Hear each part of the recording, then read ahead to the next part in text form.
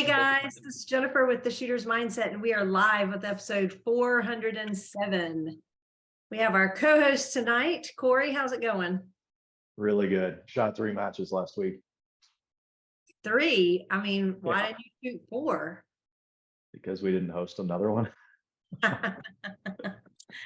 And our other co-host, Greg, how are you doing? Good. How about y'all? Doing well. Good. Did you shoot 3 matches? What do you say? Greg, did you shoot 3 matches? I did not. I carried lawnmowers from Lowe's twice, moved boxes from one side of a garage to another, moved dryers and washers in and out. Yeah, we thank you. And our guests of the hour tonight, we're going to have 2, but one of them's a little bit late, but we're going to have John Kyle from Foundation and Tate Streater from Impact will be joining us a little bit later. How's it going, John Kyle? Going good. We've got a fill in here for Tate till Tate gets around. So You go right? fill in? Yeah. Do what now? I was asking him if he's going to fill in. Yeah. Introduce yourself to everybody. I'm John Winston. And what do And, you do? What do you do? I own a business named JW's Knives. You sell knives at matches, don't you? Yeah. Is it successful? Yeah. And it's not just knives either. You remember these tactical tweezers here? Oh, Yeah. The full of best, the best full Justins. They are just amazing tweezers. I used these bad boys like 5 times this last week. he said they're best for Justin's at foul bore because he has so many stickers. That is funny. So, John Kyle, for anybody that's not familiar with you, maybe they're new to the show or not into PRS, will you tell us a little bit about yourself and how long you've been shooting, how you got into shooting, and how you got into the business? Yeah, sure. So like they mentioned, I'm John Kyle-Truitt, and my wife and I own Foundation Stocks. We operated out of a shop that's on the same property as our house, just down the hill from the house a little bit. And yeah, so I've been kind of shooting all my life. Kind of started with a 1022 that the grandparents gave me when I was about his age. But as far as the precision rifle world, really that was in the mid 2015 or so. Started in that. I had shot growing up, and then was in the Army for a bit, and got out of that and started selling manufacturing equipment and doing some applications in that. And then in 15, really just from a standpoint of taking a look at life and seeing what we say was important, what we wanted to do. Amy and I decided to look for an opportunity to have our own business, and found a need in the precision rifle market for rifle stocks. And so we, kind of the long and short of it is we were very fortunate and blessed to come up with a design and material that is what Foundation Stocks is built off of, and we've been doing that since 2015, and then been kind of shooting competitively. Oh, not quite since then. It was kind of nose at grindstone for the first couple of years, but then got pretty heavy in shooting quite a few matches around 18, 19. Okay. How much have y'all grown since then? Since when's that? Since you started? I guess in from 2015.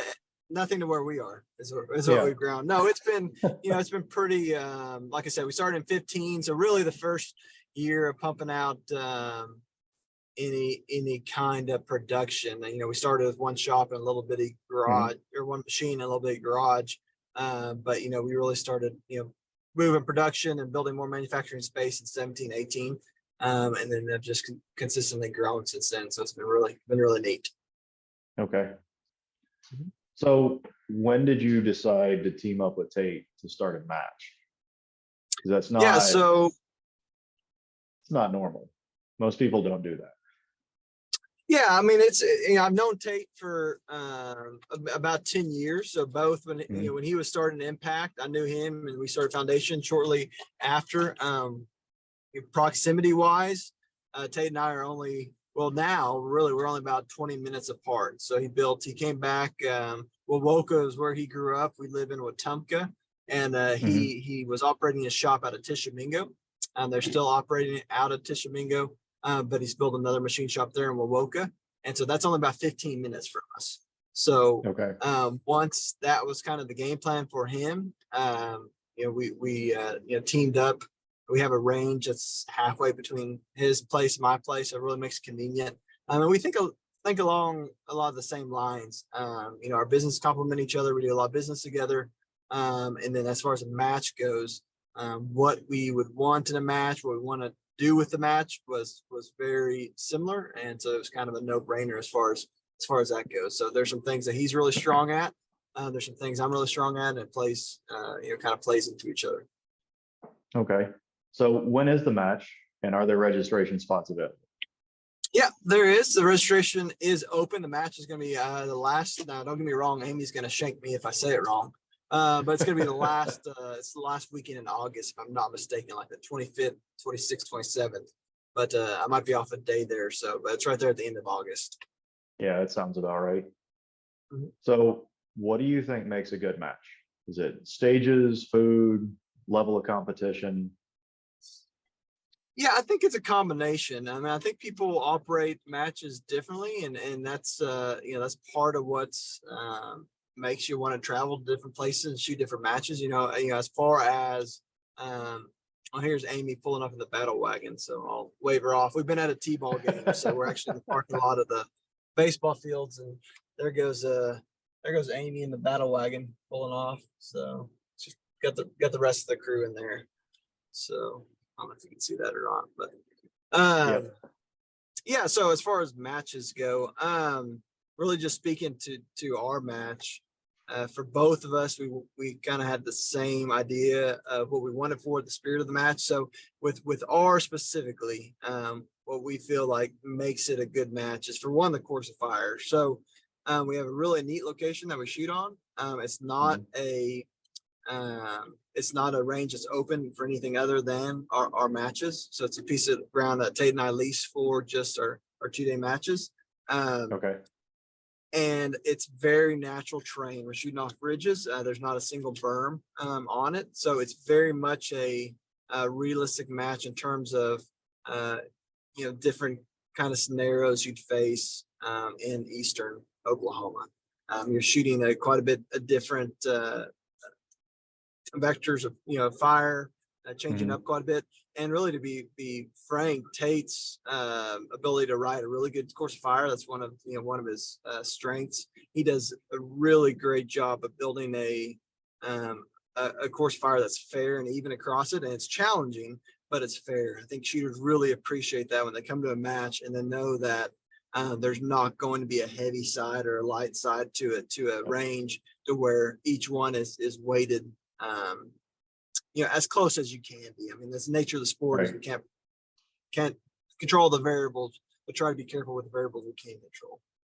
Yeah, there's going to be wind. It's Oklahoma still. Sure. Yep.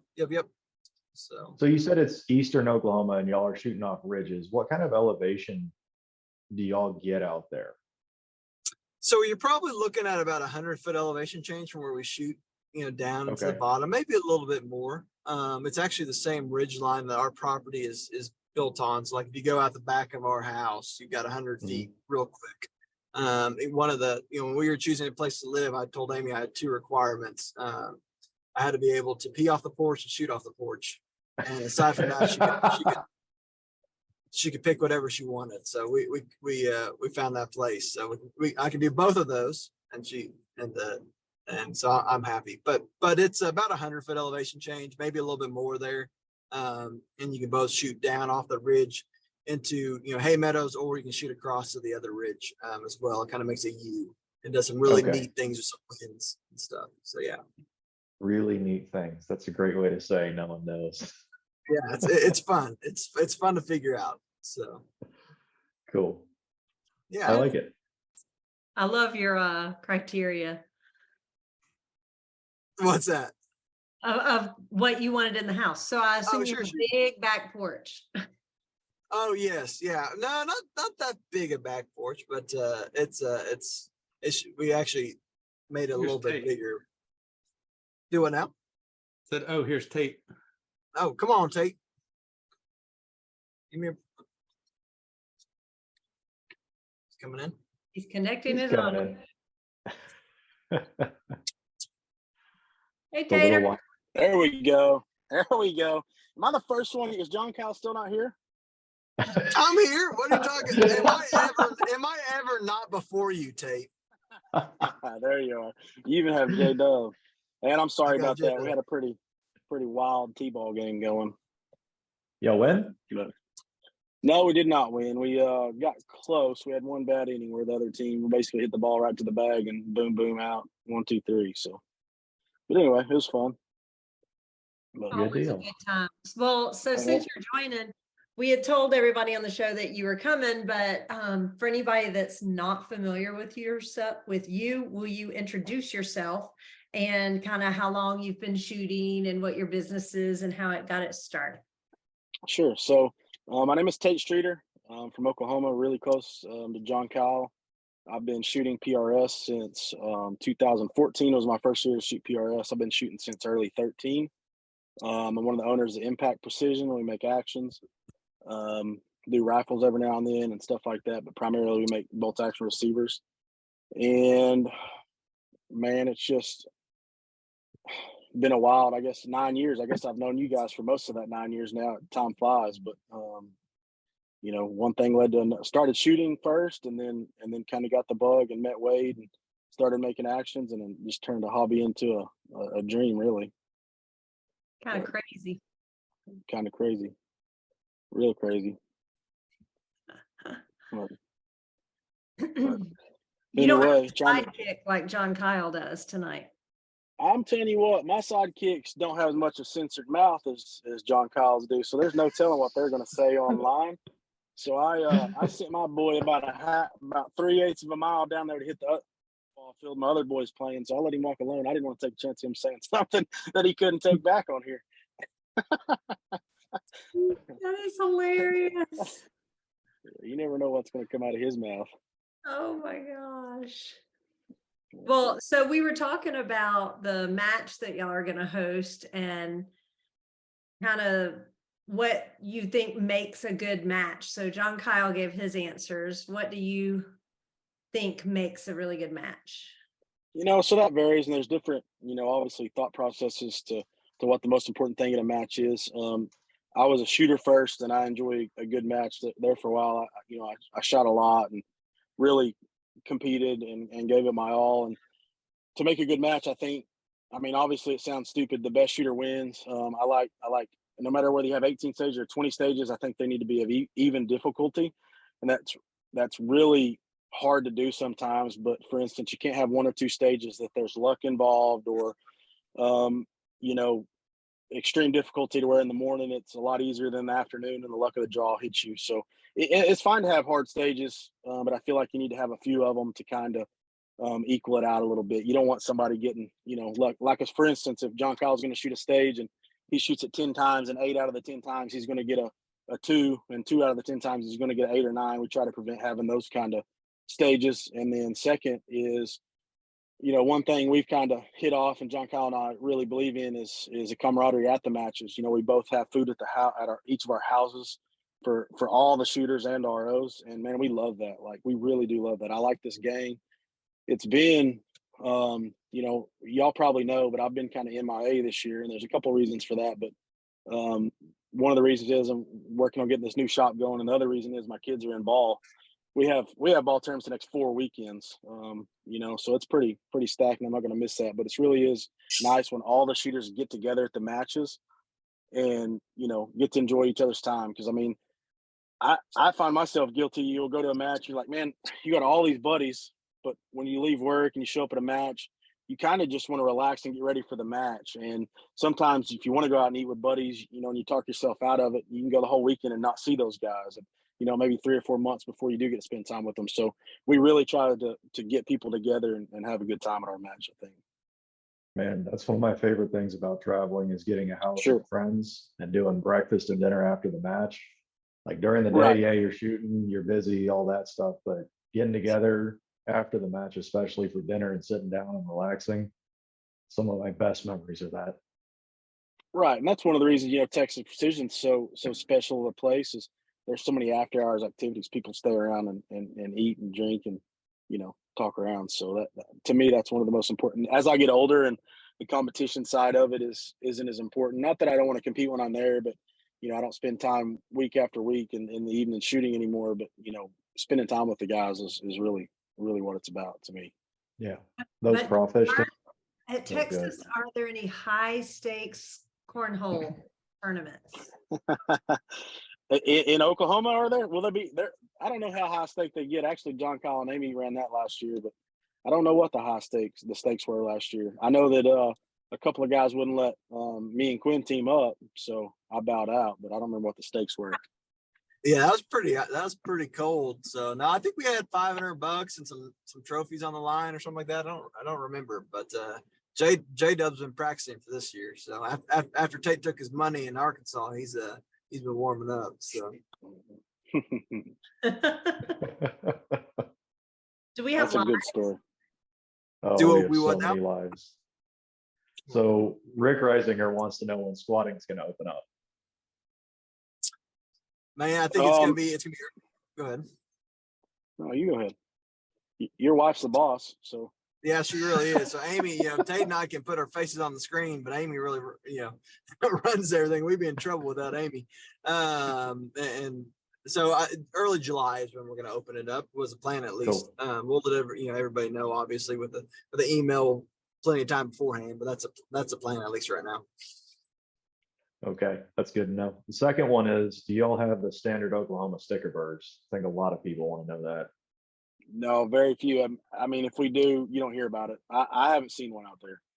So we Perfect. actually, So keep, the part of so we're east of I-35, and typically people either spray or don't have as many. West of I-35 is what really gives us a bad name, like Clay Okay. and Justin. yeah, keep Justin away from that range because he'll bring 5,000 of them. You'll never get Man, rid of the damn things.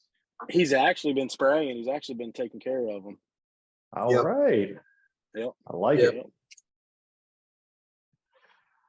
Oh yeah, that'll do it for lives, I think, for now. Most of the other ones are just a lot of love coming y'all's way. Yeah, there is a lot of love over there in the lives. So both y'all are known for bringing your families to matches. What are some successful paths forward to increase family participation and attendance at long range competitions? What are some successful what? I'm sorry. What's some good paths forward to convince more people to bring their families out to hang out and shoot in long range matches? Man, so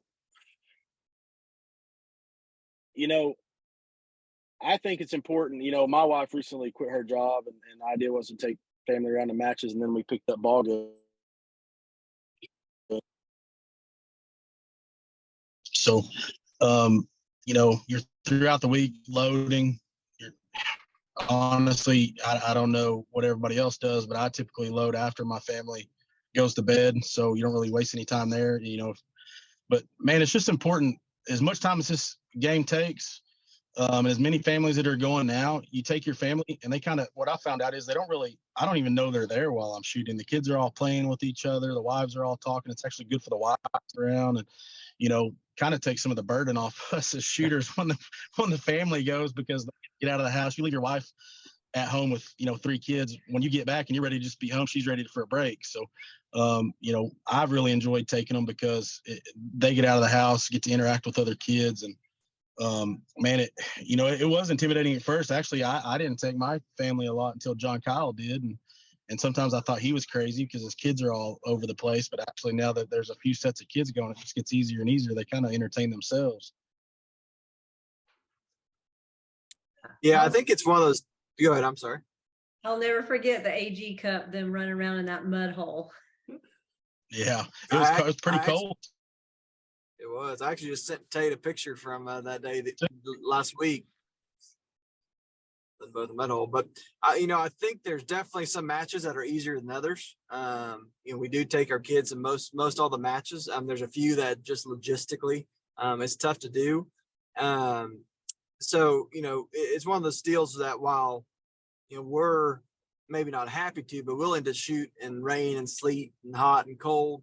That's not necessarily something that's enjoyable for family and kids all the time. So there's some places that it's just really not, some match venues and places where it's just not, real feasible to do it. But there's a lot that are. And I think it's one of those deals where, you take a place like K&M and you take the kids there, and Shannon's got a pond that they're fishing in and they're playing in, and Shannon doesn't let anybody on the grass, but he says any of the kids can have full range on the grass, make a muddy mess out of the pond. He's good with that, right? And so it's one of those deals where can't do it at all of them, but the ones that you can, it really adds to that camaraderie aspect that Tate talked about. And we get to know other people's families, and that allows you to get to know them on a bit more personal basis. And I think I think that's valuable. So, the question as far as how do we increase that, I think families just got to know that they're welcome. And then on the MD side, you gotta be, prepared for it, I guess. That's something that, Right. you have extra people there. You got to know you're going to have extra people there. At Tate's and I match, one of the things that we did was on the registration, we say, are you bringing guests? And if so, how many guests? We'd love to have them. But then doing a question like that allows us to have plenty of food for everybody, kind of gauge what the size is for both of our evenings at the houses. Right. And that way, it's not a surprise. You're not running out of stuff. And yeah, that does, it can, I guess hit the bottom line. And for some who rely on matches for a living, that might be a little different catalyst. They're a little different variable. But for Tate and I, specifically, it's something where we wanted to be a great shooting experience and then a great fellowship experience too. So, and having families there, definitely adds to that. No, I absolutely agree. Watching the kids play and hang out is probably one of the best parts of having families out. And I think one of my favorite pictures I've ever taken was one of yours with George Gardner fishing at K&M. Yep, I remember that one. Well, and even down there at Texas Precision in January, you all had a bunch of lollipops, right? That you're doing the 22 shoot with. And then my 2-year-old is just walking. They have them up underneath the pavilion, and my 2-year-old is walking with their tongue out. Every one of them walking down the line. I want you to know that was a bad influence. Someone at the match decided to put that on Instagram and licking all the lollipops. And I don't recommend it, because if you get root beer as the last flavor, it tastes like every other flavor plus root beer, and it's horrific. Oh, nice. That sounds like it's coming from experience, Corey. Yeah. Some of our interns wouldn't do it. Oh, that's funny. So we're about at the midpoint of the show. Remember, if you're watching us live on Facebook, ask any questions you may have in the comment section of the video. We'll ask it live on air. Other ways to catch us, you can always check back on the Shooter's Mindset Facebook page. The video stays up forever. We usually upload to all the podcast apps the night after the show. And then finally, everything else eventually ends up on the Shooter's Mindset YouTube page. So that's an awesome place to go back and check out past episodes. So let's talk a little bit about Shoot with the Pros. For anybody that doesn't know, will you tell us what it is and then how did it come about? So Go ahead, Tater. I guess I'll start. Yeah, John Kyle can play cleanup. So, again, going back to fellowship, getting guys in the game. John Kyle just kind of started spurting out ideas, and the gap grind is a good event, but in my mind, and not taking anything with it, the competition kind of drives it. So what we wanted was, even when I started shooting, and I'll just go back to when I started shooting in 13, I was reading online, longrangehunting.com, that kind of stuff about these matches. And it's kind of like, man, there's so much information. You don't know who to believe. You don't know what to really expect. And even though we're in the know, we kind of know the information to look for, and we kind of have an inside track. People are texting us about stuff going on. But if you don't have any of that network, it really is, I wouldn't really call it intimidating, but you just don't know what to expect. So, and if you don't know what to expect, I feel like it helps you stay in your seat instead of, get up and go. So what we wanted to do is shoot with the pros, just take the competition aspect 100% out of it.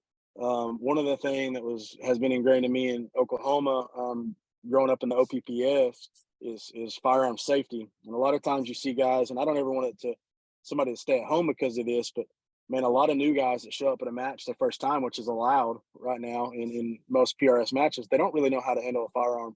So being from OPPS, firearm safety, how to handle your firearm throughout a positional stage or even, across the match is important. So we just wanted to have a match type scenario where new guys could learn from experienced guys and basically learn how to, like I go back to Happy Gilmore, he's on the green and his caddy, I'm sorry, let me go back. I was going to go back to where he could use a cracker for the ball mark. But anyway, he stands in front of the guy on the tee box is about to hit and he's like, get out of the way. And he walks over and, he's like, tells his caddy, he's like, where were you at on that one? He didn't know what he was doing. So we're trying to prevent anything dumb like that from happening in a situation that's not important or won't affect anybody's points or competition. So we're really just wanting them to show up, have fun, show them through the ropes, all while learning from some of the best shooters in the country, and get them started on their road. Yeah, but I think that's the last thing that Tate mentioned as far as learning from some of the best shooters in the country. I mean, that's really what makes that event is that there's people that not just willing to, but wanting to come from all over. Industry people, top shooters, guys have been doing it a long time, coming in to shoot with the pros and willing to give their time and what they know to guys who are very green. And that's what it's built for. So, there's no other place that I know of where you could go and get that kind of training, because it is training with those guys genuinely wanting to help you, and they're there for you, right? There's no other motive really except they want to be there and they want to be part of the event. And that's pretty special. It's pretty different. So it's really been a neat deal as we've seen people buy into it on the pro side, and then on the guys that are attending. And so it's fleshed out really well, in my opinion, and something that I think is worth doing. That's so valuable for a new guy. How many people do y'all have come out on the shooter side, not the pro side? I think we take about 80, somewhere in there. Okay.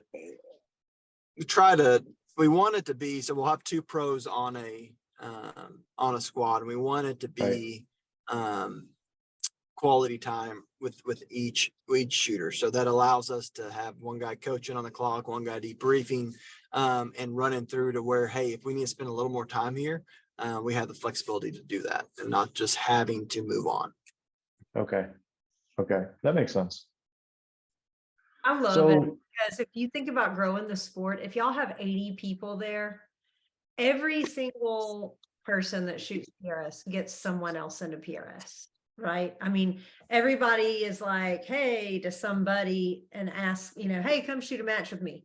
So if you have 80 people, then each of those people have a good experience at shooting with the pros and learn and get to where they're comfortable shooting, then they're going to want to get their buddies into it. And then it grows it even more. So I love how y'all do that and give people an opportunity to get into it and really learn and do well. And then that helps grow our sport.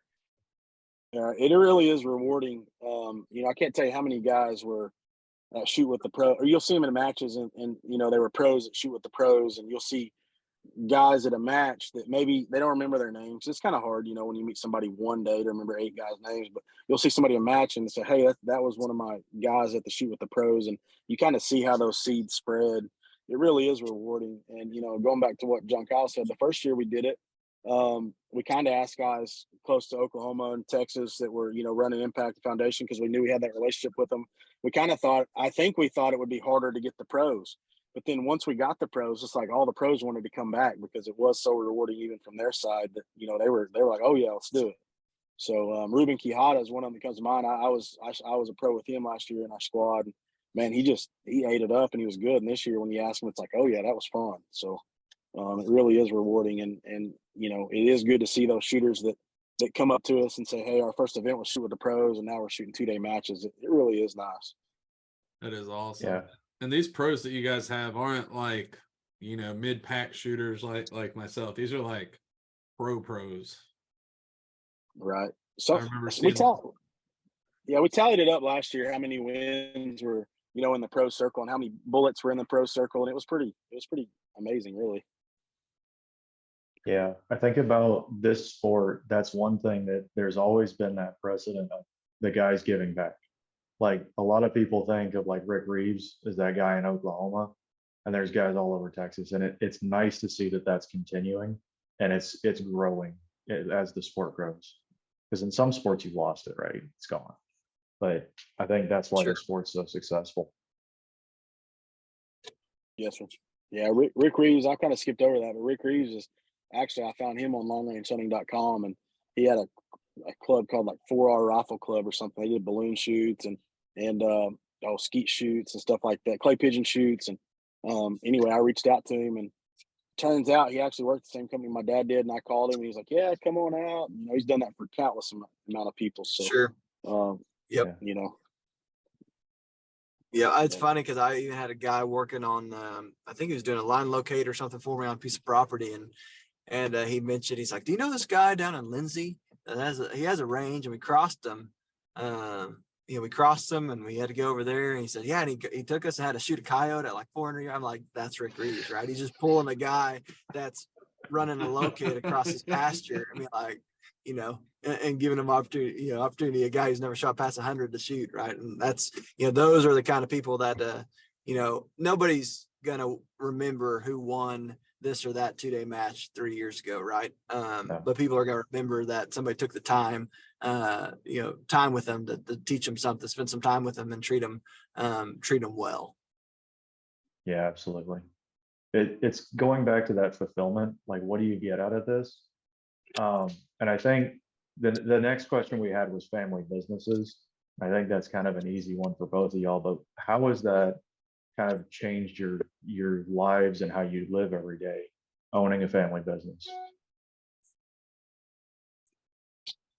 I can take that Go one ahead, first Rick. if you want. Yeah, go ahead. Yeah. So, man, it's really, that's for us. That was one of the chief motivators to starting a business, right? Is that I was gone some as my kids were little, with work and traveling some, and then it was one of those deals where I was looking for an opportunity to be very present with them as they're growing up. So I've got 5 kiddos, ages 9 to 5 months. So we got a spread there, and it was one of those deals where before doing this, I was in a lot of different machine shops and seeing people make things, right? And so that was appealing to me in a sense of, hey, we can work manufacturing hours. You can do it during the week, right? You're not, and then also it's just kind of blossomed into, you know, choosing what we were going to make, finding the niche, if you will, and then it's blossomed from that. And then not only are you able to be present with them during the week, you're also able to spend weekend after weekend after weekend with them, right? Yes, you're working, and it is work. And honestly, sometimes it's like, and you're about to take off on a 7-hour drive or 10-hour drive to go to a match with 5 kids, and you're like, man, I'm not sure I want to go, right? I mean, that's just being honest. But when you're there, right, when Yeah. you're there and you're with everybody and you're enjoying it and you're seeing your kids interact, and honestly, I think this could go for both our kids is most kids don't interact with a 65-year-old Rick Reeves, right? Or a 33-year-old Ruben Quijada or a Tate Streater, whatever. It's just an opportunity that they afforded through this, and so it is a joy, and with that, obviously there's things that sometimes you wish you could drop them off and go into work, right?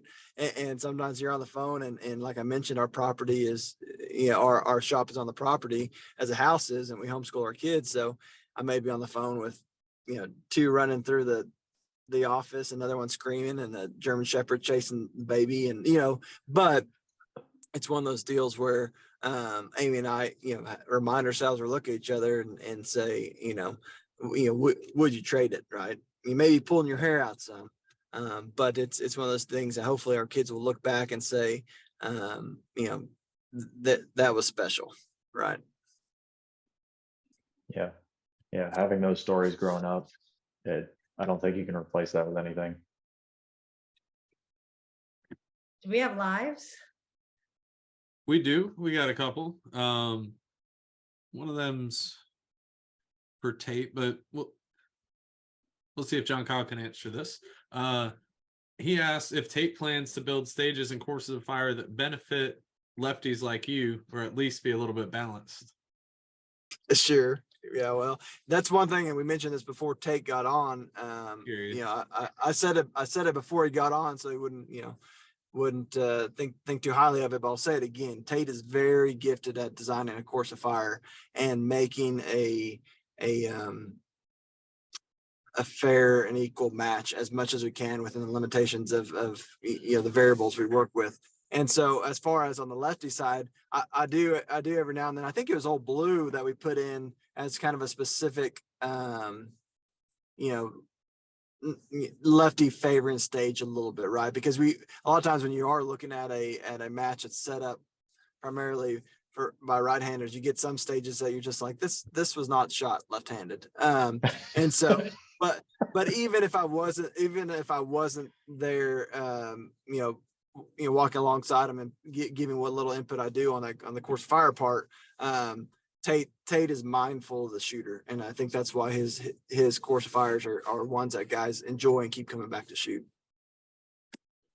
And they also like to know, have you found any issues or discrepancies across the major matches that you've shot as a lefty position-wise? Anything that's just really out there and different? Yeah, so here's where I always go with that is if I start going down that wormhole of self-pity leftiness, I say, isn't Austin Bushman left-handed? Isn't Austin Orgain left-handed? Right? And then I just think to myself, just shut up and shoot. Right? So no. Oh, I like that. To be fair, this is one of our local guys, and I have shot wrong-handed in front of him and beaten him on stage. So that Fair was enough. with the foundation as well. There you have it. There you have it. Mike Bell actually wants to know, can you restain a foundation stock? Or is that something you'd have to Cerakote or paint or something like that? Yeah, you can. We refinish them every now and then. Yeah, we can take it back and basically sand her back down. Okay. And finish it back out like a new stock. Sure. Man. Welcome There back. he is. I'm back in business. My phone overheated. I'm sorry about that. It's all good. I tell you what. I Heated. Was it like that PRS barricade that was it Ben Gossett that shot it in 26 seconds or something? I said that barricade. Francis Cologne has the fast. Oh, this last weekend, Ben shot it in 26. I got you. What wasn't Francis at 25 at the finale, at the AG Cup or something, or finale? I don't remember. Fast. I asked if y'all knew. I'm pretty sure Francis was 25. I mean, that's decent. Sorry about that. Yeah, that's decent. That's crazy. But anyway, I missed out on the family question, having a family-owned business. So, man, it's been, John Kyle kind of had something and knew he didn't like it and, kind of turned it into something that was, figured out how to make it happen. And I kind of really looked into it. And, now as the kid, something that I was younger, I thought, man, I'll never quit going. Like, I'll just take them with me. But man, y'all know, I know, Jen, you got kids. It gets busy. One's easy, two's easy. When you get that third one, it's a game changer. And I've got 2 kids in ball right now, and we have games Monday, Tuesday, Thursday, Friday of every week, and tournaments the next 4 weekends. But going back to the family business thing, I missed the end of John Kyle's, but it sounds smooth, but it's really been a blessing because, like, I work a lot, but I'm able to leave the shop, come to these games, go home, get the kids in bed, and go right back at it. So I did hear John Kyle say that it's still a job. Don't get me wrong. There's times, I do things, or go to the shop and I really don't feel like it, but it's awesome. I mean, you couldn't ask for anything more than to be able to do something you love and, be able to have the group of people in the network that we do. So it really is good. I've even got I know, John Winston, I've been over their house a few times and he's feeding the sheep, and I have no doubt he's going to, he's doing the knife thing. I have no doubt he's going to, grow up into knowing business and, taking care of customers and following John Kyle and Amy's footsteps. And, I just hope I'm able to do that with my kids, and, not by really teaching them, but just by them watching you, how you live your life. This really, until this year, the rifle matches have kind of been my life, going to matches. I love what I do, but it's work and all that. But now that we have ball, it's just been nice, because it really is our life. Like the impact thing is it's just how we live. And it's really awesome to be able to do that and the family be involved. I always say going from 2 kids to 3 is like going from man to man to zone. Well, it's like going from SUV to school bus. So Yeah. yeah, that's right. I don't know how y'all do it. One word, Amy.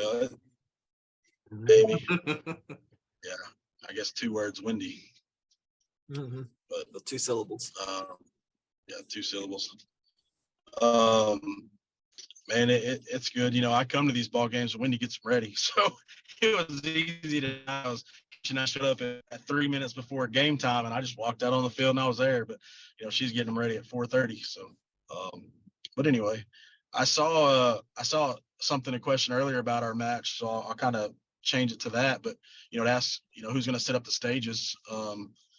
The match is pretty much being with the range that we've had in the past and how we've ran 2 sides. But this year, Jim C ran a hunter match out there, and we pulled down all the steel on every stage but 1 stage, maybe 2 stages, but all of them are modified. But the reason I kind of wanted to pull that steel down and let Jim use it is because I wanted to do a fresh match. So, I think what'll happen, we haven't put that much, it's handy that John Kyle is about 6 miles away from it and I'm about 8 miles away from it. John Kyle may be even closer than that, but it'll be a totally fresh, it'll be a match with a new look this year. But I fully intend, I think John Kyle does, we'll walk around together, kind of figure out where our stage, firing lines are going to be, and we'll just think them out, probably 100% together, I would imagine. So isn't that the kind of the way you have it figured, John Kyle? We should probably be more prepared, but we'll make it good. We got ball pretty much through June. When we get done with June, we're in the free and clear on baseball. So Yeah. Do y'all live fire matches or just dry fire them every stage? We do. Okay, Live fire. good. I like live fire. I think you. Yeah, it's really miss things dry firing it. Man, it's really important. And something I've learned is I always live fired them in the evenings. Well, that doesn't really work because sometimes in the morning there may be some disadvantage, like where a target's in a shadow or something. I did that completely on accident at the NRL Hunter. Is a really good stage, and I'd always shot in the evening, and the sun was going into the trees, and I thought it'd be cool to put it in the pocket. It wasn't like the target was hidden; it was in a perfect hole. But in the morning, it was in the shade. Some guys had trouble, and they'd already shot it, so there's nothing I could do. So that was a mistake on me. But you learn from that kind of stuff and get better. But I think it's probably important to at least drive around and look at them in the morning and evening, no matter when you fire them, because make sure there's no mistakes. Yeah, well, I mean, our lake, we had a unicorn disappear in the middle of the lake on a 10-foot T-post, and it was just the sun angle like you're talking about. You couldn't see it. Yeah, yeah, it's going to happen. Even though we've used that range before, when you change it up, there's going to be something new pop up. There's going to be. You can walk around and everything look right, but there's going to be something wrong, and that's just a chance you take to throw a fresh match at shooters. We're not a square range with berms, A berm, B berm. We don't have any of that kind of stuff. So when you shoot a field match, that's just something you run into, no matter which match you go to. Hornady or wherever you go. What do you think of you brought it up, the NRL Hunter with the RO shooting that Friday? Do you think that's a way that you could proof stages a weekend before, given that y'all are basically closed and, you know, ROs that want to come up and get an extra weekend of shooting? The weekend before, or you mean like the whole weekend before? Yeah, either one. Yeah, I mean, it may be good. Burns another weekend, depending on what you have, but it may be Yeah. good. I hope to by the time I haven't shot. Well, the only match I shot this year, I didn't have a PRS membership like a goober, so it didn't even count. But I plan on. That's a second year in a row he's done that. 2 years in a row. Yeah. But I plan on this year actually shooting and digging because, you know, after our match, I'm going to hit it hard. I need to shoot a few matches. So I'll 100%. I actually I've never been out there except for proofing stages. So Yeah, I I think, either. I think, I can't remember who came out there with me. Oh, it was John Kyle.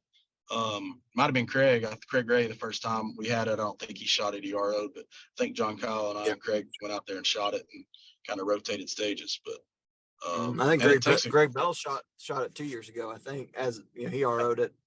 That's right. That's right. He shot it. So yeah, that first year we had a couple guys proof it. Now we're gonna RO it along with us.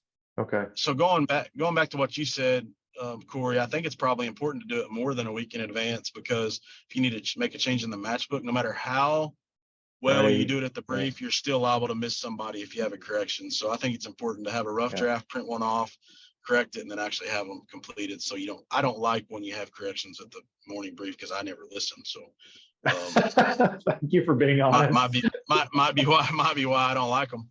But Mhm. No, I agree with you though. The match book should be absolutely fleshed out morning of. I hate corrections more than anything. And I'm always sitting there like, I try and be proactive, especially at 2 days. And like, if I know where I'm starting, I'll go drop my gear there, walk up for the brief, or, have my pen staged on my tripod, my matchbook in my little holder. And they're like, all right, everyone pull out your matchbooks. I'm like, I'm going to write this in my cell phone. All right. yep. Yes, sir. I want to hit a couple lives real quick. Tate, someone asked about, how was the world shoot in France? Man, it was fun. It was a really good experience. I didn't actually Clay Blackadder filled out my application for going. I wasn't that excited about going.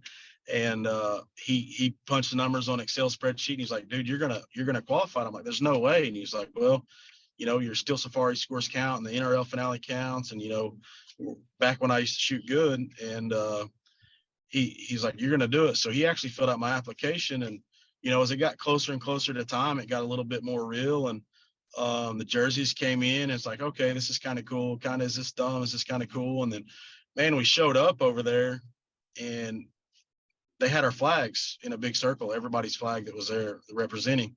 And man, they were playing their national anthems and all that kind of stuff. And man, it got really cool. And like, it's a really weird feeling, but just an overwhelming sense of pride came over you. And it's like, all right, we got to do it, because there's guys back home, we're really shooting for everybody, right? Everybody's reputation's on the line. So the next day, I really enjoyed it because, and I've talked to Morgan and Austin Bushman in particular about it, but they're like, man, you were nipping right on. And I was actually closer than what the scoreboard, I ended up getting third, but I was closer than what the scoreboard showed.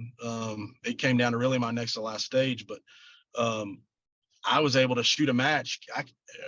There's a couple people speak English, but some of the guys you can talk at all day and you won't understand what they're saying and they won't understand what you're saying, especially me. So it was kind of nice. I just put my earbuds in, paid attention to shooting. And, even though I like talking at matches, I had one thing on my mind, and that was, repping the USA. So it was really fun in that regard to be, all of those other countries look up to us. They were very respectful of us. They watch us online. I don't watch anybody else now. I've got some friends, from Norway and Sweden and stuff like that, and I watch them. But, it was really eye-opening to how much those guys watch us on social media and Impact and really Foundation. We don't realize, for one, I'm so busy, we just can't stop. But those guys watch our marketing videos. They watch all the Facebook videos that maybe we click past. They watch all those because that's their information to learn. Mm-hmm. And what's cool about it is even though we cleaned house over there, those guys are hungry. So, this next year, it's not going to be as easy. I mean, the competition is going to get stiffer and stiffer and stiffer. And I think that thing's going to pick up. I know if guys could go watch that one time, it would be more important, because even though it's not the Olympics, it really, you have that same feel when you get over there, because there's so much pride for everybody's country.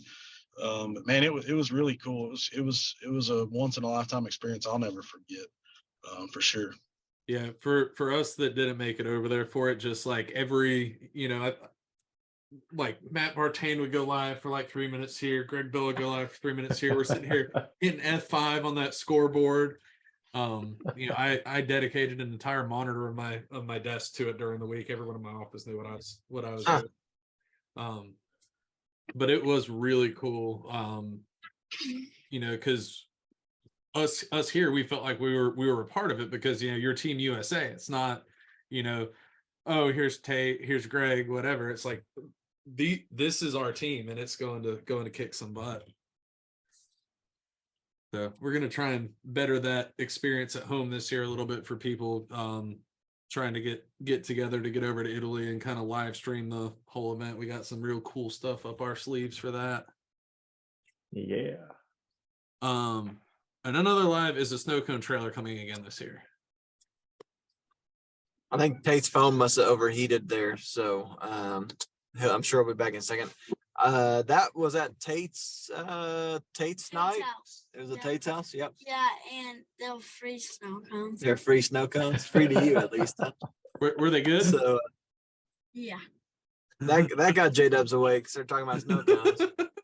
I don't know the answer to that. I'd like to say yes, but I'm not sure. Nice. So if you could give one piece of advice to competitors or match directors looking for like sponsorship type support, stuff like that, because I know that both of you guys support a lot of shooters out there, what would that one piece of advice be? Man, I think it really, I guess this may be kind of counterintuitive to the answer to your question, but it's one of those deals where you take care of others without expecting anything in return, right? I mean, there's a quote I'd heard a while back, and I'm probably going to butcher it, but basically was saying that you can learn a lot about a man by how he treats a person who can do nothing for him, right? And so in this and in life in general, just treat everybody with respect and dignity. Do what you can for other people, right? Not looking for what they can do for you in return, and you'll be taken care of. I mean that's probably, like I said, kind of counterintuitive if you're talking about people looking for support, looking for things, but it's one of those deals where guys like Tate and I, and I know there's other companies in the industry who are going to feel the same way.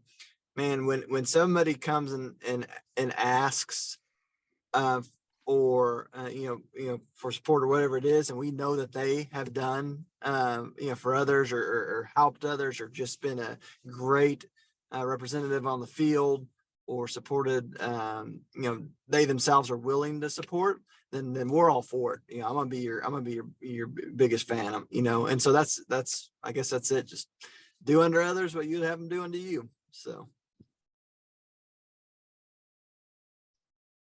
So Yeah, Tate, I think.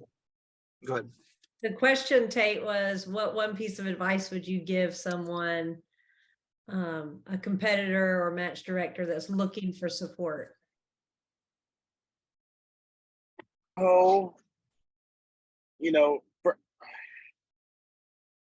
so one thing I've done, and this may not be a good answer, but we typically watch for guys that give back. When I first started, the impact budget wasn't very much, and I mean, it's real. It's dollars out of the business that you're donating. So, it's not just like, and I'm not going to throw any big names out there, but let's just say Remington's not a good one after their recent struggles, but let's just say a monster company donating stuff is a little different than a mom, a family-owned business donating stuff. But I always look at it as giving back. So when we first started, we were picking the matches we were donating to. We typically pick the guys that supported us, Impact, or in any way, shape, or form. If you see an RO going to a match, and they put on a match, I'm going to help that RO. I'm going to help guys that are active in the industry because, they're helping the industry grow. So anytime you're donating something, you want it, you want to return on it, but you really just want to see that it's helping grow the sport, especially, that's because that's where it's from. There's more fish in the pond, you're going to catch more fish. That's just, there's really no other way to put that. But, I got in on the end of John Kyle, but I really look for good people. I don't really necessarily, I'm not going to say this because, Corey's on here, but he's part of Texas Precision Matches. And, I got some handwritten notes. I remember those notes. I remember, Joseph Hargrave text me today, thank me for dinner at K&M. Like, you remember that. And Joseph Hargrave, if he runs a match, guess what? I'm going to help him out. So, just little things like that go a long way in helping. It's not, we want to help everybody. You just can't, right? If you sent somebody 4 hats, that's almost going to be like a slap in the face. So you don't want to do that. But we're giving, pretty high dollar prizes here. So guys that are around and big in the industry and helping grow the sport in any manner, not just impact guys, are the guys we're going to help out. So. Yep. I think that perspective is real refreshing to hear. I think a lot of people think about it as dollars and cents, and it's really nice to hear that that is kind of like the primary driver for both of y'all. Right. Well, I miss JK, but as a shooter, let's go back to the prize table deal. I've been on both ends of it, right? When I started shooting, I needed what I won, like I sold some of it. I'm not going to lie. I'm not going to act like I didn't, but to those guys, I remember what I won and I remember what I sold. And to this day, I appreciate those companies. And for the most part, I'll never say anything bad for them and actually, encourage people to spend their money there because those are the guys active in the community. But I always look at it as, when I donate a prize to a match, it's helping somebody wants that prize and it's helping the game get more competitive. It's adding another prize to the table because let's face it, if you spend $300 on a match fee and travel to a match, even if you get a bag, it's nice to get something. So I want people to go. So I want the sport to get bigger and bigger and bigger. And I think it's just a good way to do it. So I'll support anybody that does. Well, one question that we had for both of you, which that's a great lead into it, is where do you see the sport in 5 years, or where would you like to see the sport in 5 years?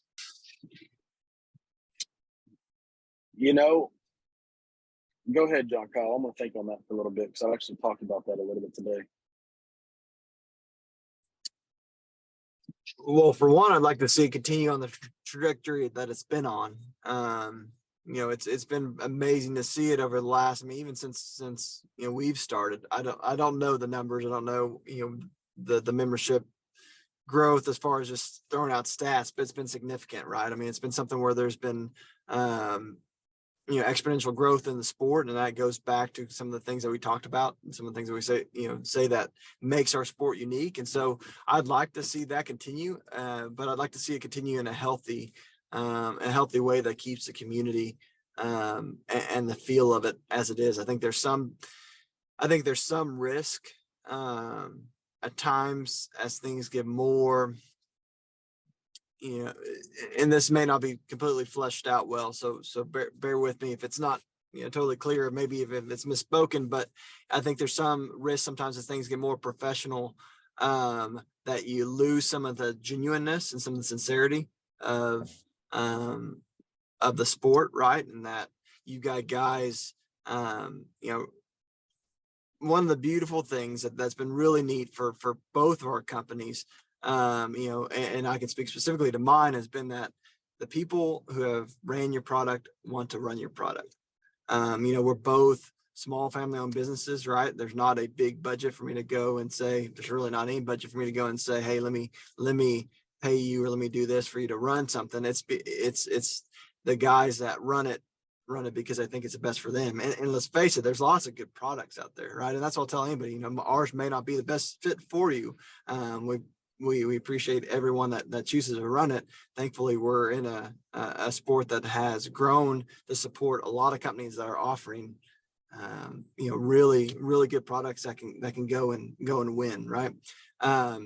But just a genuineness. So I'd like to sum it up. I'd like to see it continue on the trajectory it's on. in a healthy and sustainable way, while maintaining what I would just call a genuineness of community. True story. So I guess I'll follow on the track of that. It's been really cool since I started in 14.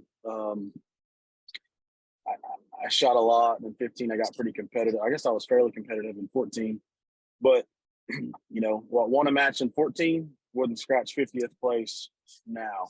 And that's not to take. I think it's important for the guys that are going into the peak of their shooting right now. They don't really understand this, and I didn't. But look at Wade Tudeville, Dustin Morris, all those guys. They took everything they knew, all the equipment they knew, and they did as good as anybody in the country with it. And then they handed everything they had on to the next guy. And then they handed on everything they had to the next guy. So whether these newer guys know it or not, it's really cool. And I'll go to Dan Harrod. I hate saying his last name, but he won this past weekend. It's really cool to watch him start because in 19, he came to the NRL finale just to watch because he wanted to get into the game. 20, he started getting into it. And he's like, man, I think it was tougher than what he thought. And then the guy digs and digs and digs, and then he gets to the top of his game. And then, now that I'm not shooting as much, I'm looking at him and he doesn't know it, or those guys don't know it. I'm just going to use Keith Rudisill, some guys I've recently talked to, and Clay and Austin. They're about to hand the torch over, whether they like to believe it or not. So I mean, it's just going to happen. It's just going to happen. Yeah. So it's really cool watching how many more targets are hit each year, and it's done slowly. So I think it's cool. Do I think I can get back into it and dig it? Yeah. Would it take a lot of time? Absolutely, it would. So, but anyway, I think the sport's going to continue to grow. The competition's driving it, which I like. I like all the people being there, but I'm really a competitive guy, and it's going to take, the more people that get into this competition, the more information they feed to the hunting guys, the more rifles the hunting guys buy, because, it's amazing. You talk to guys now and they don't know they could buy a rifle, like a good rifle, put a good scope on it, and with just a few simple tools, go be effective to 500 or 600 yards without any training if they've been, grown up in the woods. So just the talent across the board from 14 to 23 in my span has been amazing. It's changed so much. So, I think obviously there's gonna be more and more matches as the shooters progress. I mean, when I started at 14, we had 60 guys at some matches, and I remember there's a rule where you had to have 60.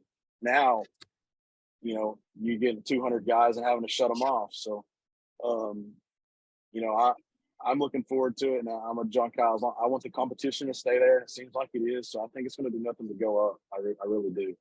I think it's important, and there's some stuff, and I'm not going to name any names on Facebook, but there's some pages that kind of attack anything that they don't like or make fun of them. I'm not really for those. Just breaking each other down and giving people an excuse to not like something. But when we remember at the end of the day, we're having fun and shooting for the competition or for just getting together with everybody. No matter what the main purpose of you shooting is, man, I like it. So I think it's going to get nothing but bigger and better. Yeah. I think you're right. I think with stuff like Shoot Like the Pros and all the stuff that we see in the sport, I think it does grow. We've got one really serious question, and I like to ask it, and I want to ask John Kyle first because I'm pretty sure I know Tate's answer.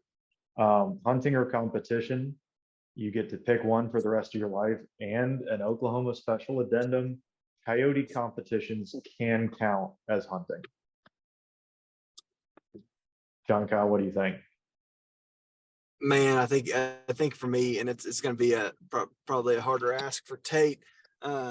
He's a little more ate up with the coyote contests and stuff than I am. I enjoy it, but I also enjoy. I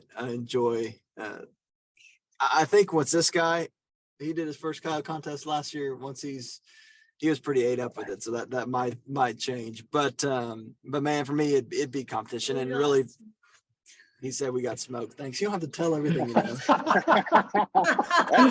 That's exactly why I didn't put my kid in here. Exactly. Come on. The honesty of children. Yeah, and we got smoked. Well, and so it goes back to that community, right? And that's what one of the biggest things I treasure about what we do. And so I'd say competition if you're making me pick one. I'd probably outlaw some hunting on the side when you're not watching. So Nice. What about you, Tate? Man, I wouldn't take anything away from anything I've done. When I started shooting, it would have been hunting, and I started shooting to be able to shoot further, hunting. And then I got caught up Yep. in the match scene, and kind of, there's some exceptions to the rules, but I hit it in 8 hard years, and I don't regret any of it. But now that my kids are getting to where we're hunting, we're fishing, we're golfing, the hunting is where it's at with my kids. They get it. Like right now, we already have feeders full. My 5-year-old wants to check trail cameras every time we get down at night, and that makes it fun. So that makes it easy for me. If they want to start shooting, then we'll start shooting. Obviously, they're gonna go around the matches, and I'm sure they'll be my gap grind partner before it's all over with. But if I had to pick one, it's gonna be hunting. That'd be pretty easy for me. And what's cool about that is in the future, we just got a new shop up and running and get some machines installed next week, and I'm really looking forward. Where your heart is where it is. So I'm really feeling some hunting stuff coming on. Some stuff more geared to that. Is that like a Titan comeback? Yeah, there'll be a Titan comeback for sure. When the time is right. Yeah. now, Corey, you didn't say the kids hunting, so you just said me. So Well, I'm hunting. I'm hunting with everyone the in kids. the car. Man, my kids Are you like trying to like get me different- shanked? Yeah, maybe. Yeah. I'm afraid John Winston, if he answered that for him, he'd be saying hunting, because John Winston's like the local trapper around there. Hunting, He yeah. was poking me in the ribs. What are you doing, Dad? What are you doing? What are you trying? Paying the bills, son. Hunting. Do we have any more lives? Let's see. George Gardner said that Maddie B says you can't golf worth stuff. Well, Matty B knows. I'm not gonna say anything bad about him, but I can lock. You may not be able to lock Matty B up on the rifle range, but you can lock him up on the golf course. I promise you. You can shut him down. He once referred to me as a peanut gallery, and it was in a bad manner. But he was able to laugh it off, and I think he's over that stuff now. So, a matter of fact, now that he brought this up, I have to tell this story. So, I have fun no matter what I'm doing, and I can't remember who it is, but even when I have a bad stage, people say it doesn't look like I have a bad stage. I golfed growing up and golfed a lot growing up, and the fits don't ever do any good. They just don't do any good. There's nothing but bad. Yeah. And you can go have a fit in your head over on the side, get it out of your system, come back, it's gone. But we were playing golf at it was Jordy Richardson match in Glen Rose, Texas. I can't remember what it was called. Jurassic Classic. There you go. So we went and played a golf course there before on Friday after side in, and Matty B was learning the game, and he had his tee in front of the tee markers, and I was like, man, you can't do that.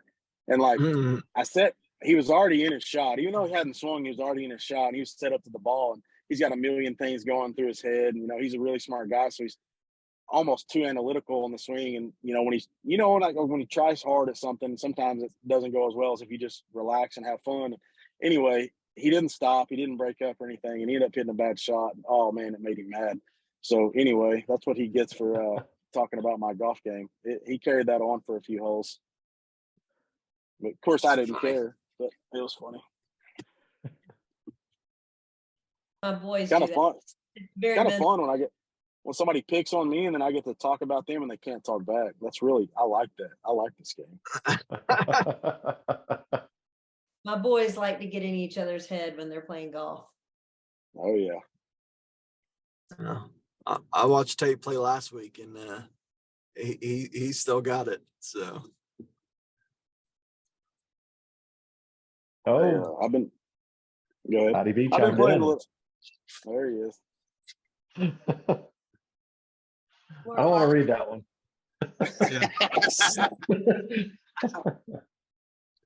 Hey, Mike said that your kids need an Impact 22 rimfire action. They probably do, but I guess I should never say never, but not anytime soon. JW needs one too. Is that what he said? That's what he just said. Yeah. Attaboy. My kids are actually growing up on a golden boy. Actually, I got second place to Matty B now that he's here twice, I believe, at that match. But Justin Watts used to do Henry Golden Boys with the place on them for trophies, and man, we've been Nice. shooting other lots. So right now Cool. they haven't graduated from the Golden Boy. I was saving up for Golden Boy, and then I got this new 22 pistol, and then I was like, I don't want the Golden Boy anymore. When I had $800, then I wanted a dirt bike because we borrowed a dirt bike from a man that had a son that wasn't old enough to ride it yet, and then his son was old enough to ride it, so he took it back from us. And of course stuff was broke on it. And then I bought me a 110 cc Yamaha. Very nice. Nope. Yeah, they all probably helped you buy that with some knife sales. So tell them thank you. Yeah, forget the 22, get a dirt bike. That's right. That's right. Oh, Dirt bikes are better than 22s. Oh, we might be fighting now, young man. ooh. Amy Lynn might be issuing a correction later this evening. They are My- a lot of fun. They're fun. My dirt bike, I want to go. If it was a 4-wheeler, I could bring my BB gun to go, or my pellet gun to go rabbit hunting with it, but I can't. You still can. We'll get you a scabbard. Yeah. Strap it to your back. There you go. That's great. Any more lives? We're good on the live side. I'm gonna have Get a little to colorful. whatever y'all are seeing that's so funny. I'm gonna have to look in a minute. Yeah. All right. Well, I think with that, we can wind it down to shout outs. And we usually start with Corey. No, I want to shout out the guests tonight. Tate and John Kyle have been awesome people to hang around. They've been great friends. And I'm really glad hearing kind of the conversation tonight. They want to see the sport go to the same place that it brought them. So y'all have been awesome to us, and it's been really fun tonight. Well, thank you. Yep. We got GSL suppressors up there, Hunters HD Gold, PDC Custom. And then both of you guys for everything that you do for the sport. Y'all and your whole families, we really appreciate everything you guys do for us. Bet. How about Tate? Man, I'll just be a little sincere. I've been kind of MIA and I've kind of felt bad. I haven't seen a lot of you guys, and I'm sure I can't see the comments in the bottom. So even though I don't talk to Matty B every day, he's one of my buddies. So I'll see that later and probably give him a call. But man, I really do appreciate everybody, y'all guys, for having us on. Everybody that's even thinking about coming to our match, anybody that runs an Impact, all you guys. Even though I've been MIA, I've been thinking about everybody and trying to get some stuff done so I can get back out. So I appreciate everybody. All right. John Winston. I